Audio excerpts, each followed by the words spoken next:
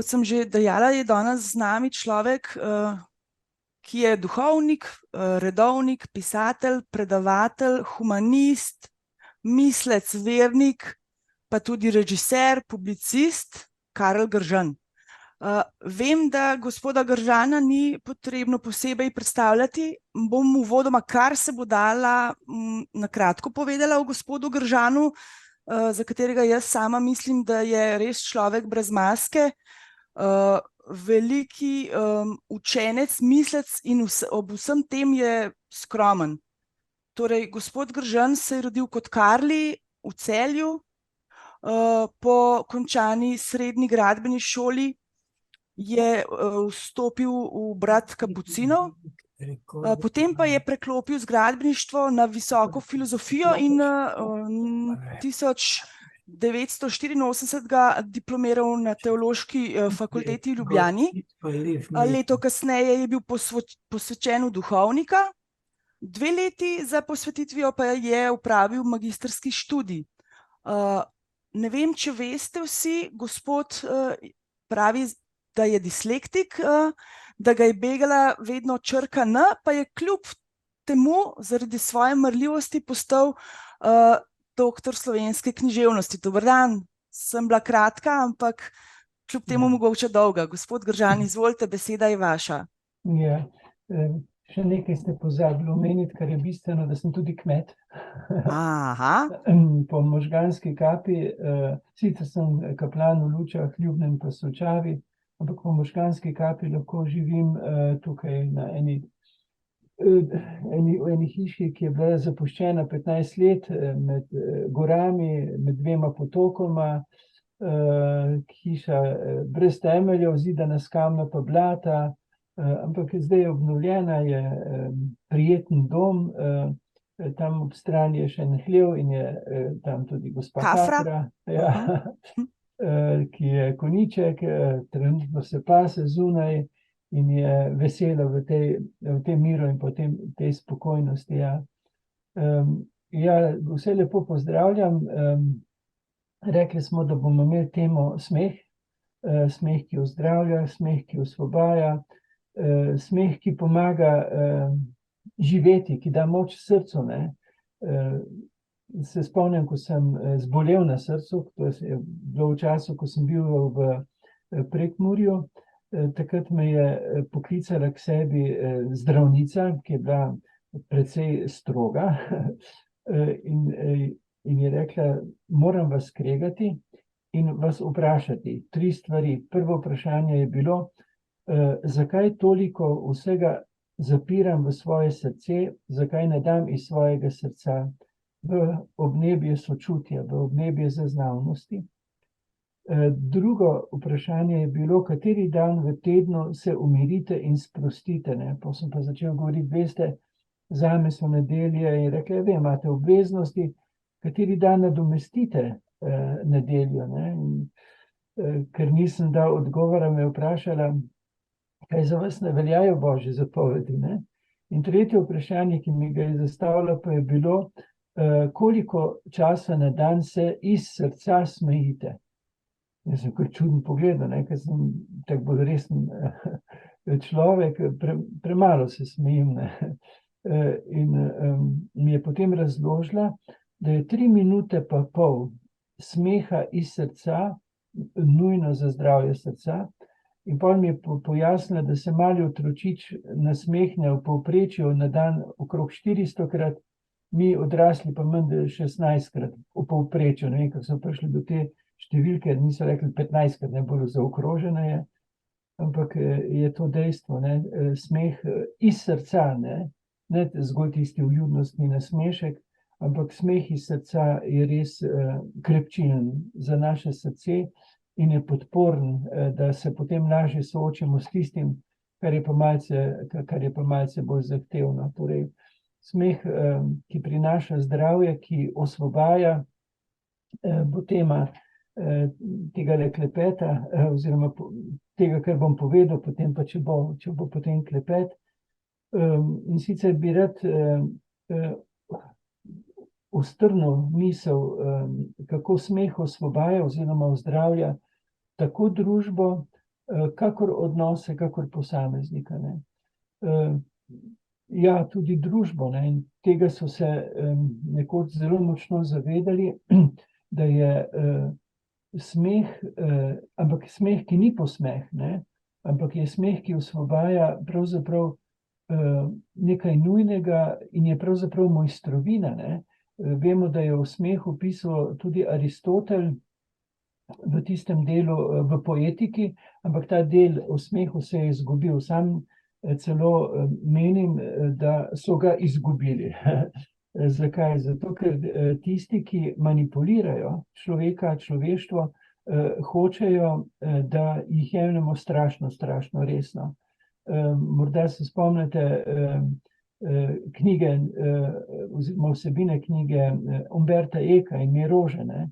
V tej knjigi Umberto Eco opisuje nek samostan, potem v filmu je prikazan izjemno mračno, ne, ker je tudi vzdušje bilo zelo, zelo mračno. V tem samostanu je bila tako imenovana skrivna knjižnica in v tej skrivni knjižnici se je nahajalo izgubljeno delo Aristotela o smehu, in tisti menih Jorge preprosto ni prenesel, ne, da bi to delo odkril, ker dejansko tisti, ki manipulira, hoče, da ga jemlješ resno, ne. Ne prenese smeha.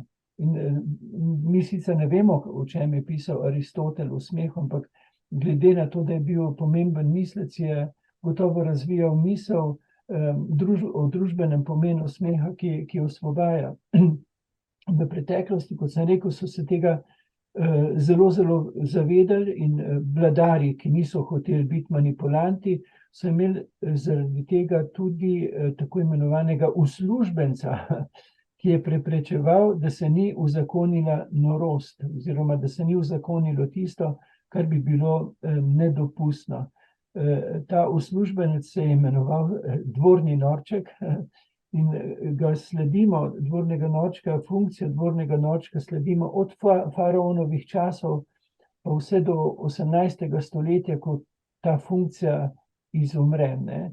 Dvorni norček ni bil nekdo, ki bi bil poceni zabavljač vladarja in pa njegovega dvora, ampak je bil izbran izmed miselno najbolj pronicljivih ljudi, moralno, etično, popolnoma nespornih in pa seveda z darom ironizacije.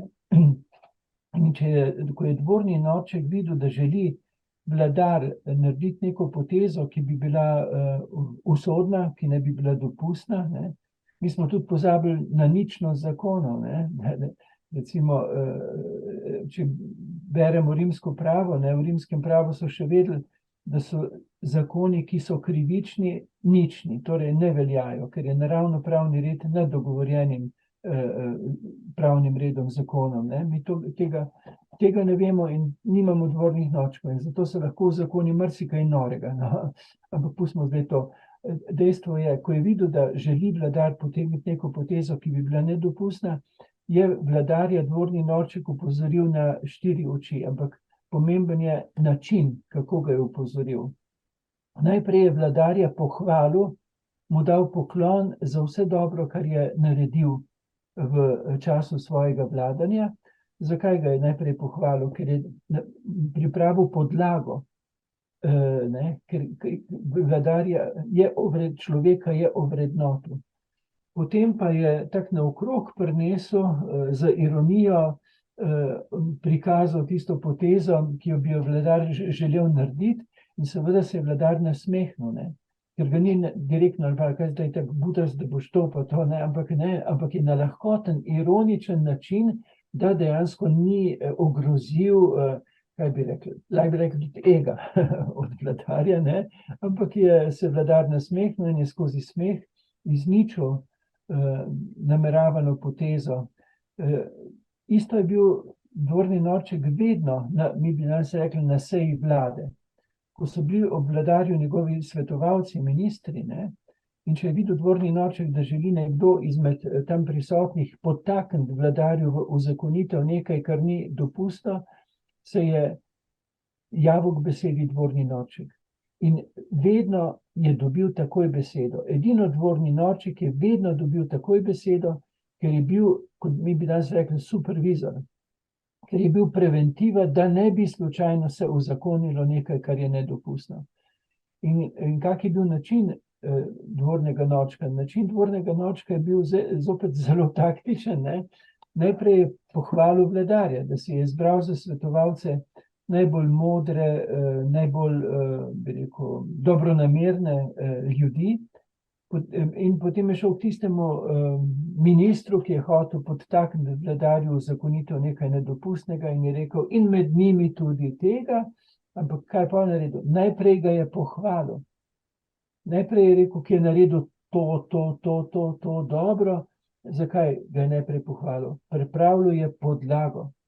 In potem je skozi ironijo osvetlil njegov predlog vladarju, nedopusten, in seveda so se vsi nasmejali. Nasmejal se je gotovo tudi ta minister, ampak bolj grenko nasmejal, ampak je skozi lastni smeh izničil norost. To je zelo, zelo pomembno, da norosti ne jemljemo resno. Tisti, ki želi manipulirati, bo hotel, da jemljemo resno, da je to edina možna rešitev, da je veliki dobrotnik našega življenja. Žal je ta funkcija pač prenehala. Z Tonetom Partljičem sva prijatelja. Pred parimi leti sva bila skupaj v mariborskih zaporih. Ampak ne zato, ker bi kaj ušpičila, ampak ker sva imela tam srečanje z zaporniki in on mi je pripovedoval, ko je bil še poslanec, kako je predlagal, da bi ustanovili ministrstvo za smeh, pa je rekel, ampak me niso razumeli. Je rekel, pa sem šel en dan po hodniku, pa me sreča Drnovšek, pa me potreplja, pa reče, no, ti naš minister za smeh. Mi jemljemo danes norosti preveč resno. Nimamo dejansko funkcije, ki bi izničila skozi smeh, skozi ironijo to, kar je recimo krivično, kar ni dopustno, kar je zoper naravno pravni red, kar je zoper medsebojno spoštljivost in pa pravičnost. Obenem pa je zelo pomembno, da ohranimo v spominu učinkovit pristop dvornih norčkov. Ta pristop je pomemben tudi v naših medsebojnih odnosih. Najprej, to pravi Gabi Čačinovič Vogrinčič, mi je povedala 5:1.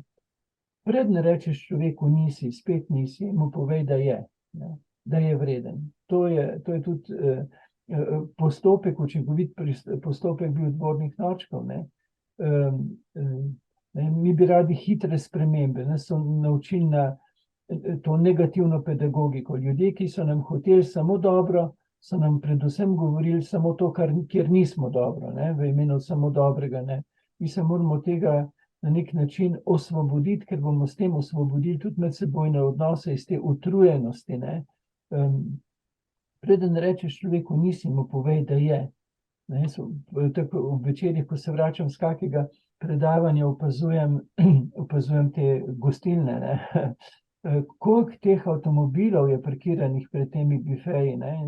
Vedno takrat pomislim, joj, moški so noter, ki se bojijo iti domov. Zakaj? Ker jih bodo takoj slišali. Upravičeno, ker po šihtu je fajn, če pride dec domov k svoji družini in jo podpre. Ampak on se pa tam s kolegi ustavi. Ampak zakaj se ustavi? Ker se boji iti domov. Ker se boji, da jih bo spet slišal. In on pa hoče biti prepoznan kot, da je vredo. Sej, če opazuješ te dece tam ob šanku, en je bolj pameten od drugega in vsak opazuje, a kelner se vidi kot tistega najbolj pametnega. Kot alfa, ja. Ja, izstopajoče pametnega. Zdaj, če hoče ženska spremembo pri takem dedu, mora ubrati taktiko dvornega norčka. To pa pomeni, preden mu reče, spet te ni bilo, puščaš me samo, kolikrat naj ti še rečem. Ja, ga mora najprej povedati par prijaznih besed, to je zelo težko. Ampak veste, odnos ni straniščna zadeva. Če imaš ti prebavne težave, pač je fino, če je WC čim bližje. Pri odnosu pa ne more biti, da se ti kar sprostiš, ne? Čeprav se je teže zadržati, kot takrat, če imaš prebavne težave, ne? Ampak če želiš spremembo, ne, je pomembno, da, ne, ko pride dec domov, kaj zvem, v kateri uri, tisti, ko upaš, da ženska že spi, ampak ona še bedi, ne, ker ima toliko dela, ker jo pušča samo. Dej, ja, težko mu je reči prijazno besedo, zelo težko, ne, ampak če hoče spremembo, magar si napiše na listek vsaj 3 stvari, ne, prvič, ko stopi čez, a si že prišel, ne, kje si bil, podhodil, ne, a si že prišel, vem, zelo težko, ampak. Obratna psihologija je boljša, ker modrost, a ne, se pravi, dokaz modrosti je vedno dobra volja, ne? Ja, sam je pa težko, ne, ker sreča v odnosu je tudi odločitev, ne. In odločitev pač, se moraš odločiti za neke pristope, ki prinesejo rezultat. Vem, najlažje se je kar sprostiti pa nadreti, ne? Ampak določeni pristopi so pa bistveni, ne? Tako kot sem rekel, 1-5 je zelo bistveno. Prvi izrečeš nekaj, kar ni, povej človeku, da je vreden, ker boš dosegel, ne? In če bo žena rekla, a si že prišel, sem se ti pozabil zahvaliti, pa še eno stvar vse, ne? Potem pa bo rekla, a bi prišel jutri takoj, kar bi, in bo sigurno prišel, ne? Zakaj bo prišel? Ja, ker je pristop je pomemben, ne? Mi se lahko celo življenje nakregamo, pa smo nevoljni in razočarani in prizadeti, lahko pa ozavestimo določene pristope, ki nam pomagajo k zadovoljnemu življenju. Ko sem bil na Razborju pod Lisco, tam je bila komuna in tam meni so rekli mladi, da bi mogel iti za 3 leta nujno v komuno. Pa nimam nič z drogami, ne? Ampak zakaj? Da bi pridobil prakso, kako si kljub vsemu lahko v življenju zadovoljen. In jaz že par let vadim to 1-5, ne? Preden pomislim, joj, to bo težko danes, da bi pomislil 5 stvari, ki se jih pa lahko v tistem dnevu veselim, ne? In teh stvari je mnogo več, ne? Ampak vidim, da bi rabo več kot 3 leta komune, ker mi še vedno ne gre, ne? Ker zjutraj, ko se zbudim, najprej pomislim, kateri dan je, in potem takoj, kaj me čaka kot tisto, kar je breme. Namesto, da bi pomislil, kaj me čaka prijetnega. Dobrega, ja. Ja, treba je vaditi določene sestavine, določene razmere oziroma pristope je potrebno obvladati, kot tudi tisto 4, 8, 12. Če ne ozavestiš na dan, če ozavestiš na dan manj kot 4 razloge, zakaj si lahko hvaležen, kljub vsemu, je velika verjetnost, da bo zbolel. Če jih je manj kot 8, boš imel še vedno v sebi tesnobna čutenja.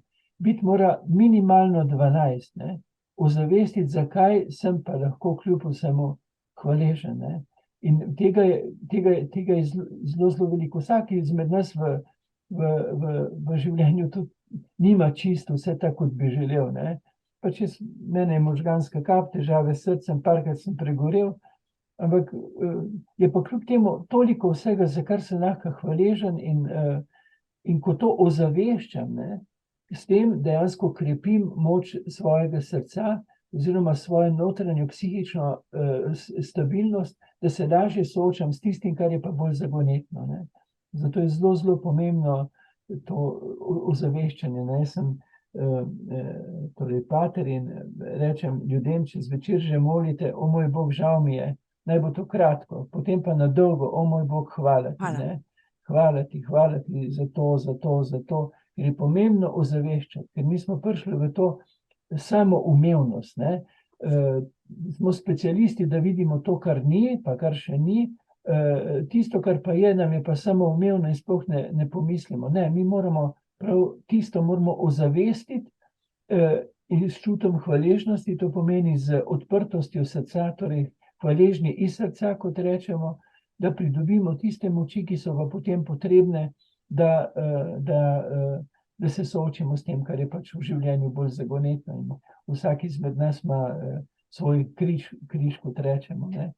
Ja, torej, to je družbeno bilo, recimo, vloga smeha, ne, ki osvobaja ti dvorni norčki, oziroma žal je ta funkcija izvenela, ampak veste, mnoge stvari iz preteklosti so lahko na nek način navdih za reševanje kriz slepih ulic v sedanjosti, ne. In ta funkcija dvornega norčka, ki je trajala, kolikor vemo, približno 2000 let, pa mogoče bila še prej, ne, tudi sam imam tako imenovani, ne rečem dvorni norček, ampak duhovnega očeta, ki mi pomaga, recimo, ki mi na lahkoten način prikaže situacijo, ko vidi, da bi naredil kako neumnost, in to rešilno, ne. Mi se moramo, brez veze, da smo ogroženi, pa mislimo, da nas morajo drugi videti sam pametnega. Jaz sem naredil v življenju veliko neumnosti, ne, ampak Bogu hvala, me je kakšna tudi izučila, ne. Če si pa ne moreš priznati, da se tudi zmotiš, da narediš tudi kako neumnost, potem si pa skozi ogrožen, pa skozi preverjaš, a me vidijo ljudje pametnega, me vidijo ljudje nezmotljivega, me vidijo samo dobrega. To je pa fasada, to je pa farsa, to je pa nima smisla, ampak je treba vedeti, da ne bi to sebe ali pa drugega obsojali, ne, v tem narejanju. Kdaj se žabica napihne, ne? Takrat, ko je ogrožena. Se boji. Kdaj smo se mi odtujili od srčike lastne biti? Takrat, ko v njej nismo bili sprejeti, ne? Ko so se nam mogoče celo posmehovali, takrat smo se naredili močne, takrat smo svoj resnični jaz skrili v napihnjeni ego, ne? In zdaj nikogar obsojati, nikogar, da se nekdo tako nosi, kot se pač nosi, ima svojo zgodbo življenja. Zelo pomembno je, da mi drugega zremo, iščemo v tisto, kar sem govoril, preden smo začeli uradno, ne, zremo v osebni resničnosti, ne, ga pa imamo radi v tem, kar je. Ker ko ga imaš rad v tem, kar je, in ga zreš v njegovi osebni resničnosti, mu pomagaš, da se iz navideznosti, da se iz predstave vrača nazaj k samemu sebi. Pamet lahko marsikaj reši, odreši pa samo ljubezen. Ljubeč, sočuten pristop, ta te vrača nazaj k samemu sebi, ne. In zato je fino, da imate taka srečanja, ko si tudi drugemu pripovedujete, kaj je tisto, kar nam pa pomaga, da se vračamo nazaj k sebi, pa med sebojnemu žlahtnemu sožitju, ne. Eno od teh stvari je tisto, ko smo rekli, 5:1, preden ti bom povedal, da nisi, ne, ti bom povedal, da si vreden, ne. To je odločitev, to je vaja in ni enostavna. Ampak je treba vaditi, kajti, kot sem rekel, sreča je odločitev. Drugo je 4, 8, 12, ne. Na dan je pomembno ozavestiti več kot 12 stvari, ker potem samega sebe naravnaš na pozitivo. Pa še marsikaj je pomembno v medsebojnih odnosih.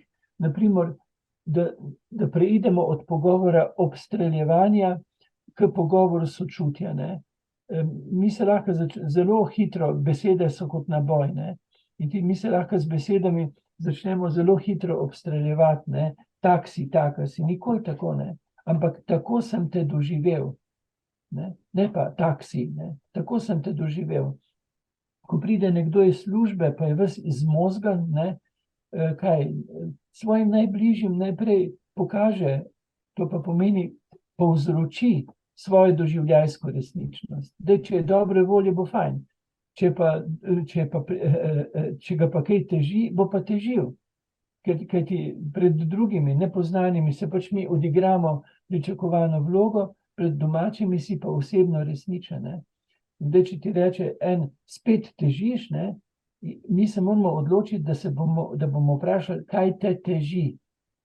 Ne? In če bo tista oseba rekla, pusti jo pri miru, ne drezaj v njo, ker rabi svoj mir, rabi, da se v domačem okolju umiri, stabilizira, potem pa, če bo čas, oziroma če je še potrebno, vprašaš, kaj si te kaj fejst danes utrudil v službi, te kaj prizadel, kaj te teži, ne? Torej, tudi to je ena odločitev, ali pa recimo odločitev, da se bomo odpovedali, res je, imam prav, resnica je, ampak moja spoznavna resničnost, če govorimo na nivoju resnice, se bomo skregali. Ne? Zakaj se Slovenci tako kregamo? Ne? V imenu resnice. Če bi pa mi govorili v imenu spoznavne resničnosti, da se govorili, torej moja spoznavna resničnost je, ne? Se pa ne bi kregali, ker potem smo pa drug drugemu dopolnjujoči in sodelujoči. In to je značilno za Slovence. Ne? Še zdaj v Vrbi stojijo tisti kamni, na katerih so sedeli predstavniki vasi in drug drugega poslušali. Niso se kregali, kdo ima prav, ampak drug drugega so poslušali, ker so pripovedovali svojo osebno spoznavno resničnost, kaj bi bilo za skupnost najbolj dobro. In na ta način se dopolnjujemo, ne? Sodelujemo. Ne? Nas so pa speljali v dvobojevanje in izključevanje. Ne? Ampak to je druga tema. Mi imamo temo smeh. Ja, vrnimo se nazaj. Malo sem prikazal to funkcijo, osvobojujočo funkcijo smeha za zdravje družbe.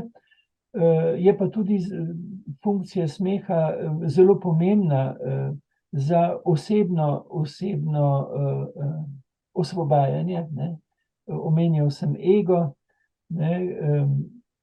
Ja, sem povedal, ne se zavračati v tem, kar si. Ampak treba se je ne zavračati, ampak vračati nazaj k samemu sebi. In tudi med drugim nam to ob tem, kar sem omenil, da nas ima nekdo rad v naši osebni resničnosti in nas zre v tem, kar smo v srčiki svoje biti, to pomaga tudi, seveda to pomaga tudi ironija, pomaga smeh, ki je vedno smeh, ki ni posmeh. To je smeh, ki ga postrežeš na svoj račun. To je smeh, v katerem si določen dogodek predelal in dogodek je bil lahko mogoče celo zelo dramatičen, ne? Ni bil enostaven, pa ko si ga predelal, pa postane celo smešen in hudomušen.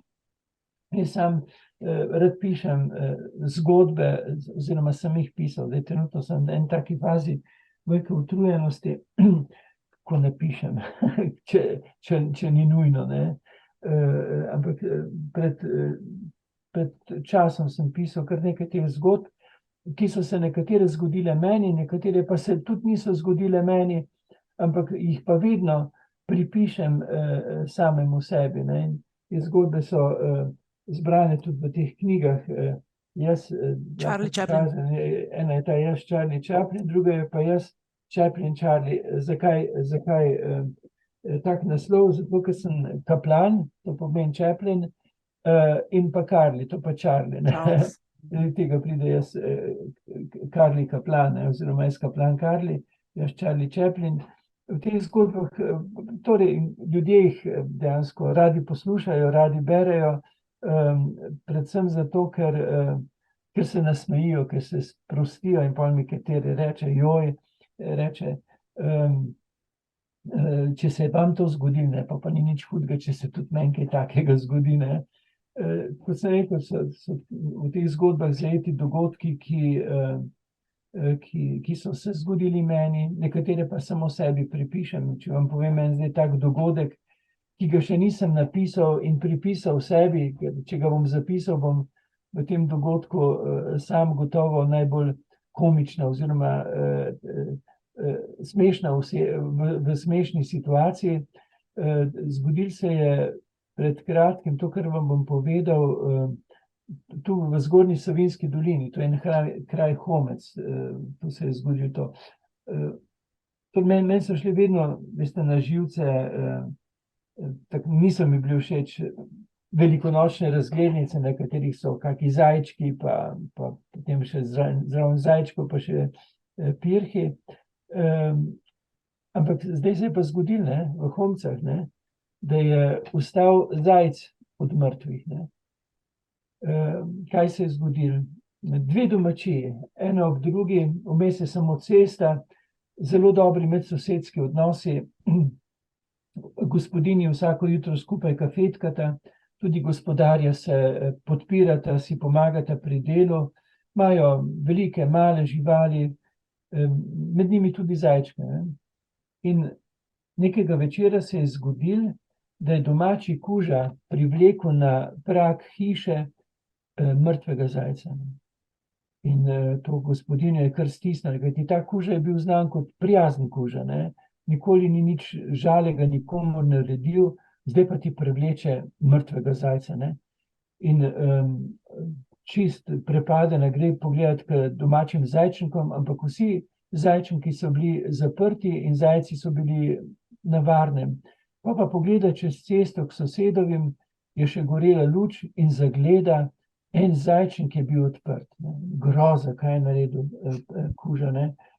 Pokončal je sosedovega zajca in ga privlekel na domači prag. In da ne bi prišli do neke medsosedske stiske, je pogledala ta gospodinja, kakšen je bil tisti mrtvi zajec, vzela enega takšnega zajca iz domačega zajčenka in ga nesla k sosedovim, lepo zaprla in si globoko oddahnila.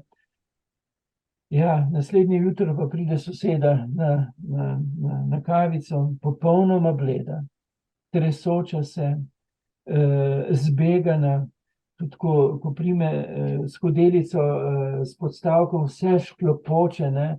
Reče ta soseda, kaj pa je bilo? Je rekla, saj ne vem, če bi ti povedala. Je rekla, kar povej. Je rekla, veš, zajc je vstal od mrtvih. Snoč mi je poginil, sem ga zakopala, zjutraj pa pridem, pa je bil v zajčenku, pa sem šla pogledat grob, pa je bil grob prazen.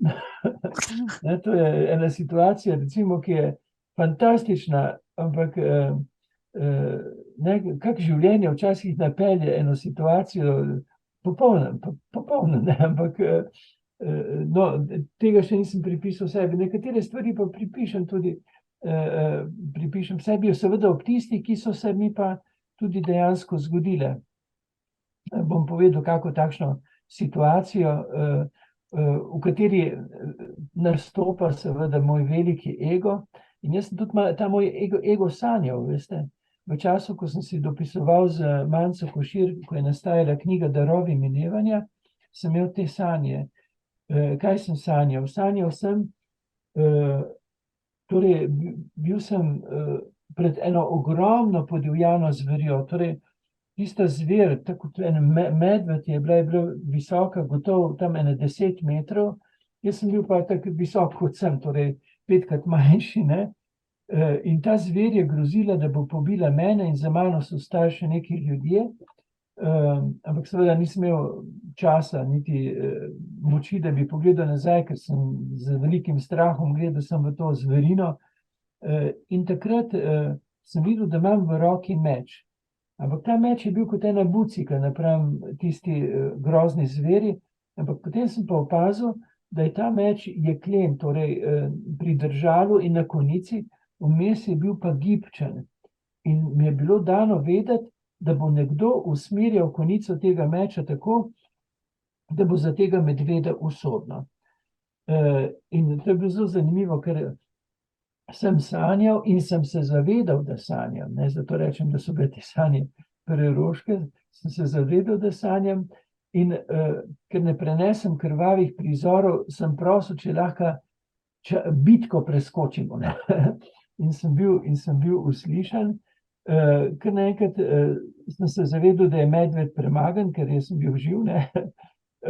Mislil sem, da je Medo mrtev, ta zverina mrtva, ampak ni bila mrtva, slonela je tam na eni steni, čist nebogljena kot en pijanček, to je imela raztrgan kožuh kot pelc mantel, in potem sem pa seveda pomislil, ne, ja, jaz junak premagal medveda, premagal to zverino. Ja, tako sem mislil do jutra. Zjutraj sem pa ozavestil, ne, ker vse, kar sanjamo, smo mi, ne, je naša situacija.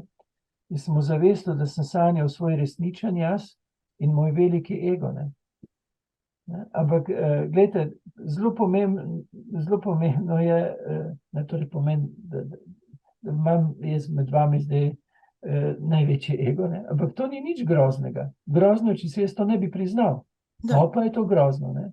Ko si pa priznam to, potem pa vem, da imam priložnost, da se vračam nazaj k samemu sebi, k svoji osebni resničnosti, ki je ob ljudeh, ki me imajo radi v moji resničnosti, pred katerimi mi ni treba igrati pričakovanj.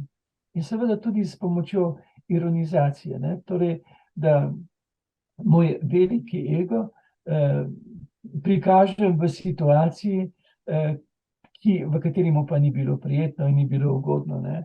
In takih situacij je bilo kar nekaj, bom kakšno tudi še opisal.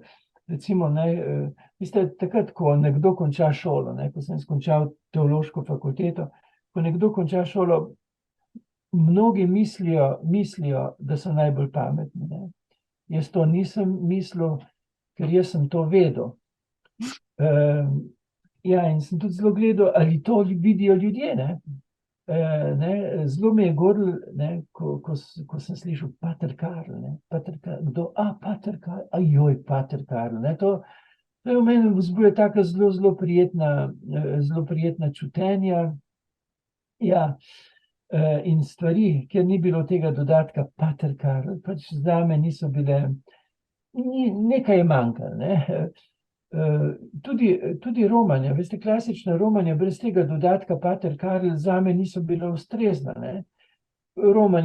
Klasično romanje je obisk Božje potne cerkve, potem seveda ogled enega lepega dela naše domovine in pa kosilo mora biti, ne, gostilna. Ampak to ni bilo elementa Pater Karl, zato sem ta element seveda takoj dodal. Kulturni vložek, ne? Še ogled nekega kulturnega dogodka. Prvo leto smo šli na ogled v galerijo sodobne umetnosti, ampak je bila res šokantna razstava. Kaj je bilo? 30 risb, visokih približno 2 metra, širokih meter. Na vsaki risbi so bile samo z ogljem narisane 3 zvezdice, kot nariše otrok. Preprosta zvezdica in pa 2 črti v raznih situacijah, ne, v raznih postavitvah. In ko so Ptujčani videli, kaj sem jih peljal gledati, so bili totalno šokirani, niso mogli razumeti. Tako pa njih doma otroci rišejo, ne. Ampak jaz sem vedel, da jih moram osvestiti kulturno, ne. Jaz sem šel k eni risbi, ki je imela na vrhu 3 zvezdice, pa 2 črti spodaj. Sem razlagal, a čutite to silno lahkotnost, ne, ker so bile zvezdice gor, črte pa dol, ne. Jaz sem mislil, da sem takrat strokoven, danes vem, da sem bil smešen, ne, ampak veste, ko je človek zelo pameten, pogosto sploh ne opazi, kako je smešen, ne, ampak pustimo to. Naslednje leto pa je bila obletnica Williama Shakespeara, takrat v tistem času je bil dramaturg v ljubljanski Drami Partljič, Tone Partljič. In v ljubljanski Drami so ob tisti obletnici igrali Hamleta, torej Shakespearovega Hamleta. In bila je razpisana sobotna predstava za izven in meni pride na misel, kaj če bi šli mi preko Hamleta na Brezje. In pol bi ljudje spraševali, kje pa ste bili, in bi rekli, na Hamletu. Jaz kom pa s Patrom Karlom. Razumete, ta kombinacija Hamlet, Pater Karl, Hamlet, Pater, to me je izjemno godilo. In sem takoj poklical v Dramo, rezerviral 50 kart in Ptujčani, kaj so hteli? Če so hteli priti do Marije, so mogli iti prek Hamleta, ne? In so se prijavili. Ampak tisto jutro je bilo, ni bilo enostavno, kajti 2 ni bilo, ne? In je bil tisti mejni trenutek, ko ne veš, a naj še malo počakam, ne, ker mogoče boste pa glih zdaj prišla, ali naj kar gremo, ne, ker lahko pa zamudimo in 50 ljudi pač ne more zamuditi gledališke predstave. Ampak pol je to zagonetko rešil, tam sosed je bil nek glasbenik, Heguš, je prihitel, ni bilo še mobilnih telefonov, ne, je prihitel in povedal, da sta telefonirala, da sta zaspala in da naj mi gremo kar naprej. In da se pač dobimo potem v Ljubljani. In mi smo res šli in ja, prišli smo res zadnji trenutek, ne, ker ko smo stopili v dvorano, so se luči zatemnile, zastor se je odprl, reflektorji so se prižgali in drama se je začela. V drami pa nastopi tudi duh Hamletovega očeta. To pa Zgleda nekako takole. Igralec se iz odra zazre v temo dvorane, tam, kjer naj bi bil duh, in reče: O, kdo si, ki hodiš v temi? Sta prišla. Rekli so jima, naj gresta zelo potih v dvorano, da ne bosta zmotila predstave. In sta šla res zelo potih. Ko se je igralec zazrl, ni videl, ker je zaslepljen z reflektorji, zazrl se je v temo dvorane, teda direkt tam, ko sta bila. Rekel: O, kdo si, ki hodiš v temi? Imena bom spremenil. Franc se je zdrznil. Prvič je bil v gledališču. Se je zavedel, da je v kulturni ustanovi in da mora na kulturno vprašanje tudi kulturno odgovoriti. In se je kar naenkrat oglasil tam iz teme: Franc pa Micka s Ptuja sma, zamudila sma, in pol je vse razložil. Joj, igralec je najprej samo stal, pa se je pa sam še režal. Ja. Za njim se je začela režati vsa dvorana. Jaz ne. Potem so se kar naenkrat luči prižgale vse in igralec je začel ploskati Francu pa Micki, ki nista vedela, zakaj se gre, zaploskala je vsa dvorana. In pol je prišel ta isti gospod, zdaj ne vem, ali je bil Partljič, glavno en, ki ni bil igralec, in je rekel: 15 minut pavze. Po 15 minutah se je zastor zopet odprl, igralec se je zazrl tja v temo dvorane in rekel: O, naprej ni prišel, ker se je začel zopet režati. Spet so se vsi režali, spet so se luči prižgale, spet je prišel ta isti gospod in je rekel: 20 minut pavze. Po 20 minutah se je zastor odprl. Vi bi mogli videti te igralce.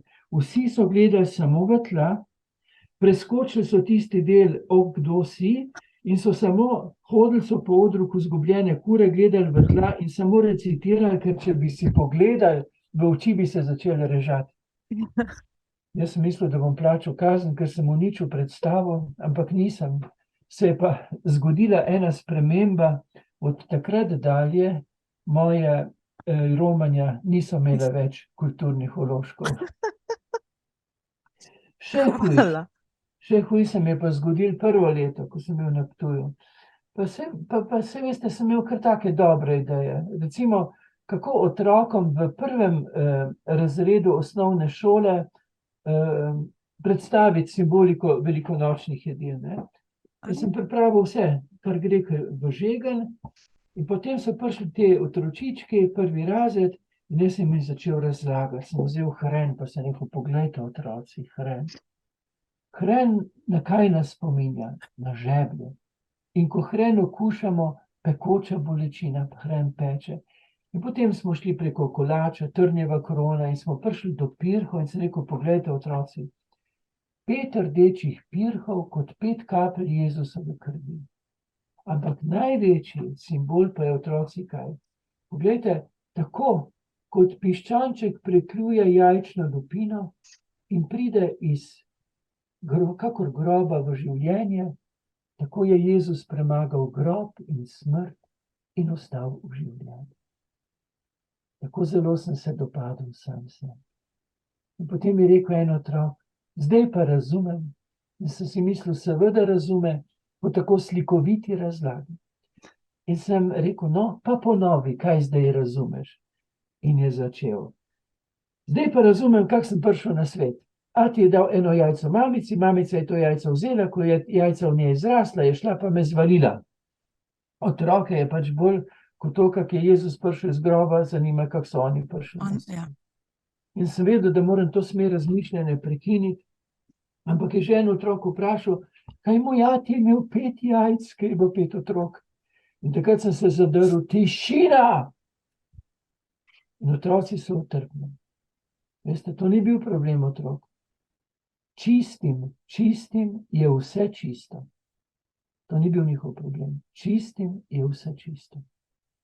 In pol, čez čas je le en mali otrok dvignil roko in je rekel: A vas jih nekaj vprašam? Sem rekel: Vpraš. Je rekel: a vi imate še obe jajci? In je se oglasila ena deklica in je rekla, ki se je malo bolj spoznala na cerkvene zadeve in je rekla, on ima še obe, ker ne sme imeti otrok. Ampak pa se je groza šele začela.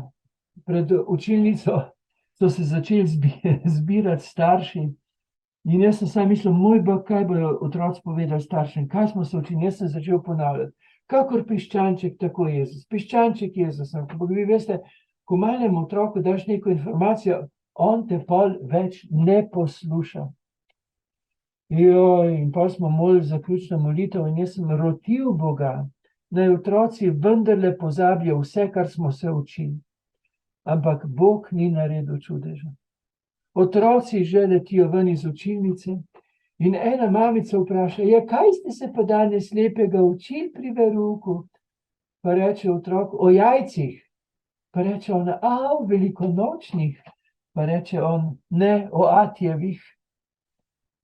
Groza. Glede, še zdaj, ko vam to govorim, sem čist poten. Jaz sem pa staršem vse razložil. Starši so še režali, ampak jaz sem poten, ker še vedno trpi moj ego. Pa je to, ne. Ampak to je dobro, veste, ker posebej je potrebno biti paziti, veste, pri ljudeh, ki imajo uniforme, ne, ker se lahko človek zelo hitro poistoveti z uniformo. Zakaj mislite, da vojake oblečejo? Saj bi bilo bolj poceni, če bi imeli svoje obleke. Ne, ti moraš obleči v uniformo, da se človek poistoveti s tisto vlogo, v katero ga našemiš. In vi pri Maši veste, da smo tudi kar marsikaj gordani, smo večplastni. In so pa tudi dogodki, ki nam lahko pomagajo, da pa nas vidijo ljudje v človeški pristnosti. Tak dogodek se je zgodil pred parimi leti, smo v istem letu dobili v Lučah posodobitev, 2 posodobitvi. Ne vem, če poznate, če ste bili v Lučah, v glavnem cerkev pa župnišče sta drug ob drugem. In prva posodobitev je bila, da smo odprli steno župnišča in uredili javne sanitarije. Druga posodobitev pa je bila glede ozvočenja, smo ga malo dogradili. Do takrat smo imeli sam tisto ozvočnik na stojalu, oziroma si ga lahko prijel v roke. Zdaj po novem imamo tudi muhico. To je tako kot na televiziji, pripnejo ti muhico in potem imaš v žepu oddajnik in pač lahko z rokami kriliš, ne opaziš, da imaš to muhico. In jaz sem kaplan, kot sem rekel, Chaplin, moj župnik Viki je rekel, Karl, boš imel pa ti nedeljo mašo za mlade. Jaz imam vedno tremo.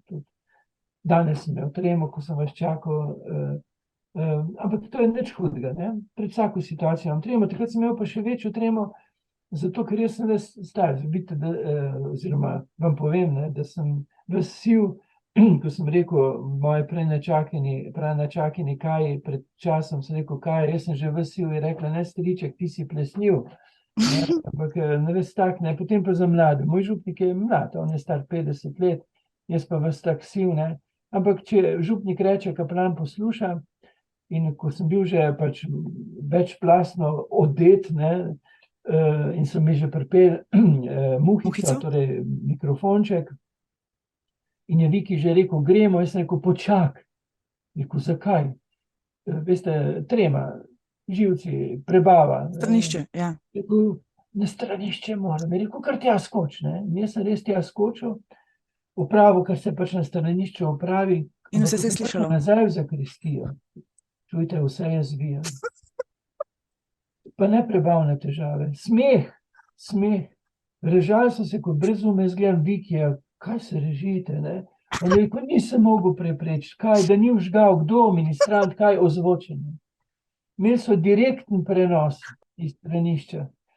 Zvoki olajšanja so vsem dobro znani. Glejte, in vam moram povedati, tudi ko sem stopil v cerkev, jaz tako zelo srečnih ljudi v cerkvi še nisem videl. Ampak to pomaga, ne? Vračate v pristnost, ne? Kar je pomembno. Iz našemljenosti, iz narejenosti, iz igre vlog v pristno človečnost. Ne? Lahko povem še en dogodek. Ja, še en dogodek vam bom povedal. Prosim. Ja, do zdaj sem obiskal 2-krat policijsko postajo Mozirje. Spadam pod policijsko postajo Mozirje. Ne kot delikvent. Drugič sem jo obiskal pred kratkim, ker so mi ukradli identiteto. Veste, kaj se je zgodilo? Na Facebooku se je pojavilo moje fotografije in pa izmišljen intervju, v katerem so me razglasili za zdravnika, specialista za tropske in glivične bolezni, ki seveda priporoča pol v nakup neko. Ne? Torej, čista kraja identitete in sem šel pač v Mozirje to prijaviti. Prvič pa sem bil, prvič je bilo pa takole. Torej, kot sem rekel, živim tukaj, sem tudi kmet, oziroma kmetič, 1 hektar zemlje komaj, ne, seno za kapro moram kupiti, ampak, glejte, jaz sem najraj v štalskih cotah, ne, to sem najbolj sproščen, ampak veste, moje štalske cote so resnično zelo, zelo štalske, ne, skratka, popolnoma razcapane, ne, zračne, ne, tiste luknje, veste, ko jih imajo mladi, ko kupijo že strgane hlače, to ni nič proti mojim hlačam, ne, veliko bolj so zračne, ne, in ker me je pa pač tudi možganska kap, seveda poleti nosim slamnik na glavi in nekega dne sem se odločil, da bom šel na Podvežo, to je 10 minut vožnje, da bom šel nabirati zdravilne rože, kako drugače kot v štalskih cotah, ne? Ker v njih se res počutim najbolj, bi rekel, najbolj svobodno, najbolj komod, fino mi je. In sem nabiral te zdravilne rožce, potem se je pa začelo večeriti, pa sem rekel, zdaj bo pa treba domov, ampak ko sem prišel do avtomobila, je bila guma prazna, pa nas so, veste, en taki zelo ostri kamni in se neredko zgodi, da ti dobesedno prereže gumo. Jaz sem pa tehnično zelo štoraš človek, nisem še menjal gume v svojem življenju. Enkrat mi je šla guma na avtocesti, hvala Bogu, blizu Celja, tam živi moja sestra in sem poklical sestro, da mi je menjala gumo. Drugače mi pa menjujejo gume sosedje, oziroma mi pomagajo, ne? Ampak takrat je bil ravno čas, ko so sosedje v štali in sem vedel, da je pa to neugodno, da jih takrat motiš in sem se spomnil na priporočilo moje zdravnice, ki mi večkrat reče, pa čim več hodite peš.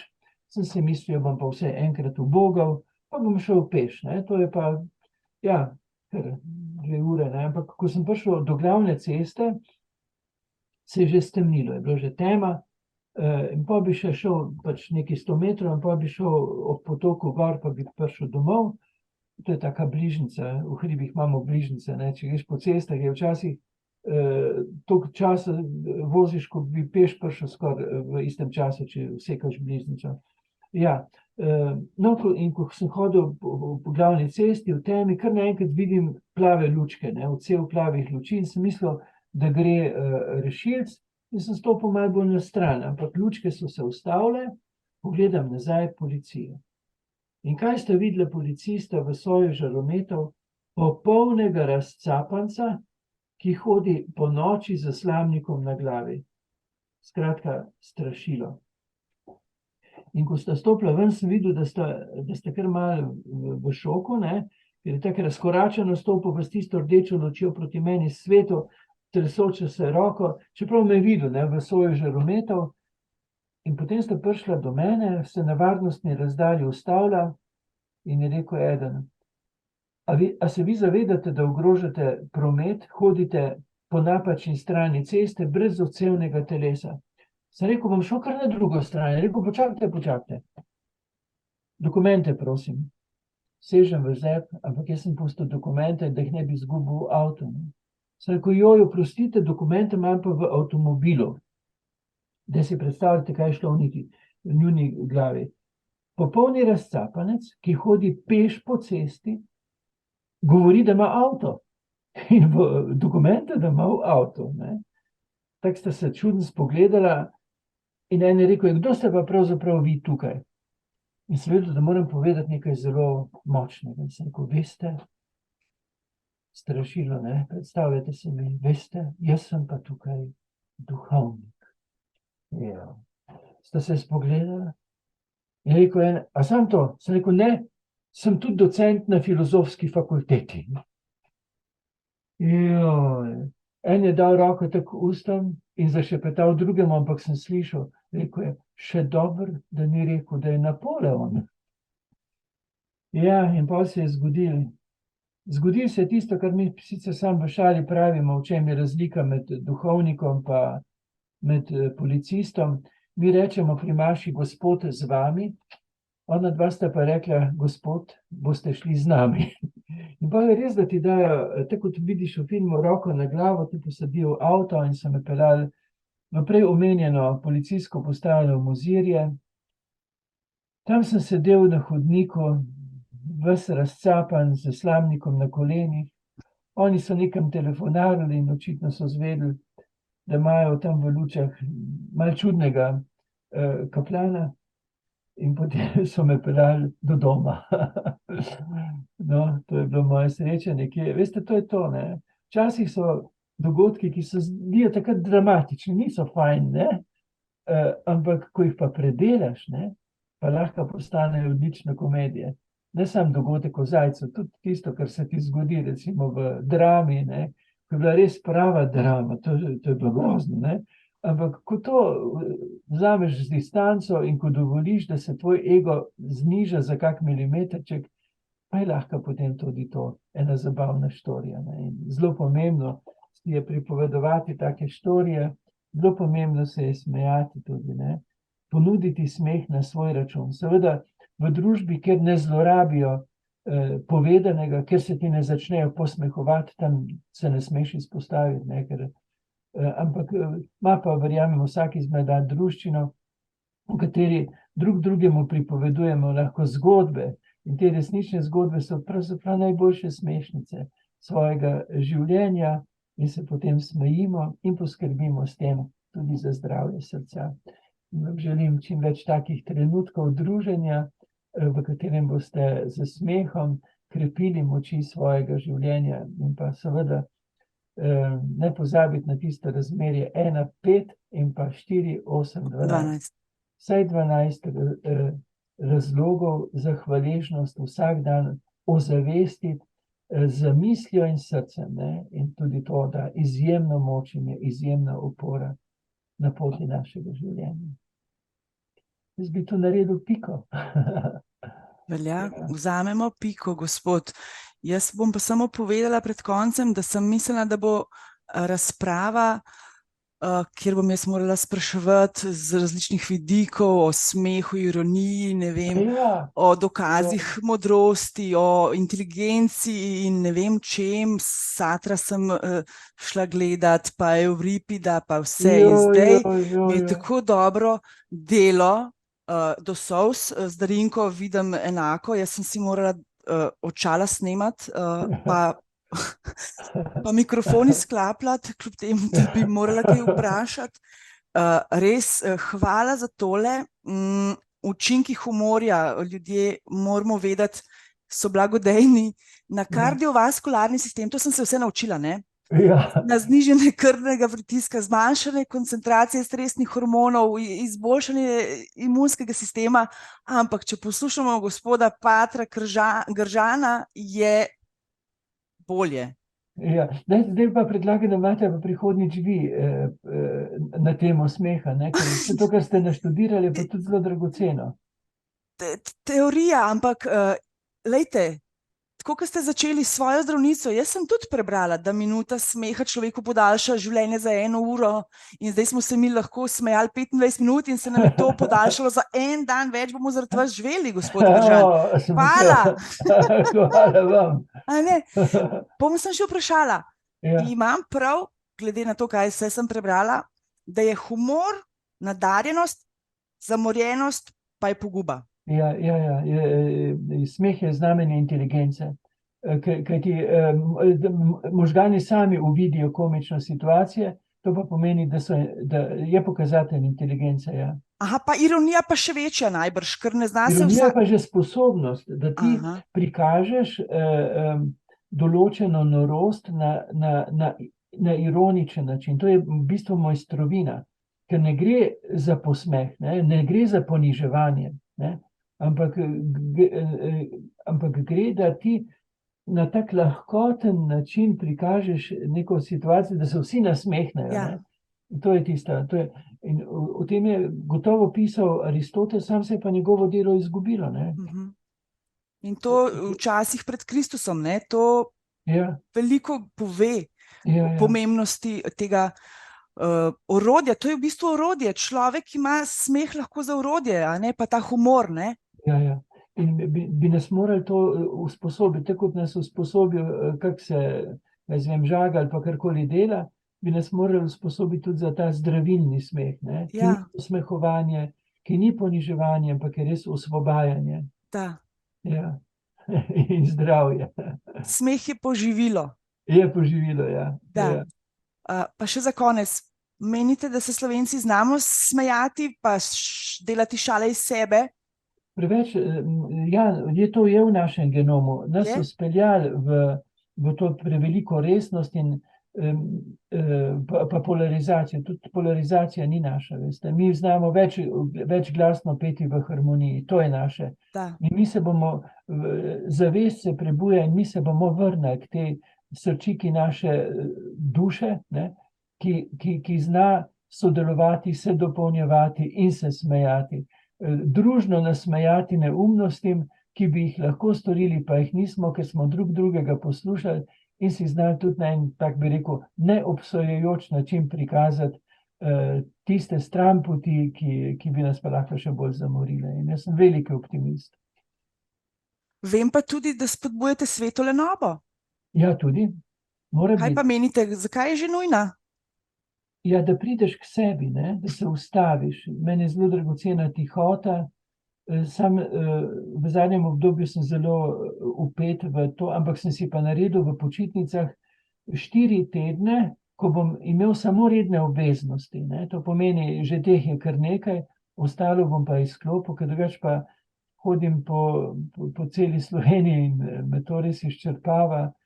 Pišem, zdaj trenutno sem tako zmatran, da ne morem pisati, ne, hvala vam za tole, da ste si vzeli čas. Ja, imamo pa tukaj gospo Lozinšek, dvignjeno roko, bi lahko gospa vprašala vas nekaj. Hvala. Bom zelo kratka. Zelo sem uživala v tem pogovoru. Morda sem se celo kaj naučila, no, to bom še sprobala. Se pa znam postaviti v kožo Nike, ker ko sem jaz v marcu gostila našega someščana Toneta Partiča, sem lepo pozdravite ga. Ja, bom, ker ga tudi včasih srečam. No, in on z veseljem pride na Društvo slepih Maribor. Hočem pač to povedati, kako sem se jaz pripravljala. Jaz imam kar nekaj gostov, vsake toliko časa se s kom srečam, da ga pripeljem na društvo, imamo potem literarni večer, no, in jaz vsa zelena od kaj ga naj vprašam, kaj vse, mislim, in potem seveda speljem na začetni pozdravni nagovor in mu dam eno iztočnico, ker sem bila takrat polna informacij, pa vtisal iz njegove knjige Pesnica, njegov rojstni kraj, Pesnica pri Mariboru. No, in potem pa mu dam besedo in on meni takole pove: če boste vi želeli karkoli komentirati, vprašati, me vprašate takrat, oglasite se takrat, ko bom jaz sapo zajel, ne? In jaz sem si po 14 dneh oddahnila, ker jaz se znam pripravljati. Jaz sem na primer gostila gospoda Frančka Javka, znamenitega novinarja, 2-krat sem prebrala njegovo knjigo, bila sem polna podatkov, skratka, bil je en drugačen intervju ali pa predstavitev ali pa pogovor, tudi pa na primer s Tonetom Partičem, tako da danes razumem Niko, ki se je naučila, oziroma naučila, ki je raziskala vse In Ja. potem je to bilo danes tako čudovito speljano. Ja, super obema. Niki pa se je Hvala. pa gospodu Patru, da nam je to tako doživljenjsko ali pa doživljajsko vse skupaj predstavil. Uživala sem, hvala. Hvala vam. Pa Tudi hvala jaz. za povabilo. Preden se gospod Pater odpravi do svojih nazaj obveznosti, bom sem še enkrat ponovila. 12 spodbud ali pohval, 4, da ne zbolimo, 8, da ne pregorimo, pa 12 za osebno rast in naš razvoj. Sem dobro povzela? Odlično. Ja. Hvala, lep dan. Tudi vaši Kapri ali Kapri. Ja, Kapri, ja. Ja, želim en lep dan z vami. Sedaj pa ponavadi moram še napovedati naslednjo petkovo kavico, 26. maj ob 10. uri, bo pa v gosteh pri Dušanu Brešar Mlakarju gospod Milan Šprah in lepo tudi prosim vse, ki ste danes tukaj z nami, če boste utegnili, pridite na Zoom ob 10. naslednji petek. Hvala. Lepa druženja, pa pozdrav vsem. Hvala Srečno. enako. Srečno. Nasvidenje. Hvala.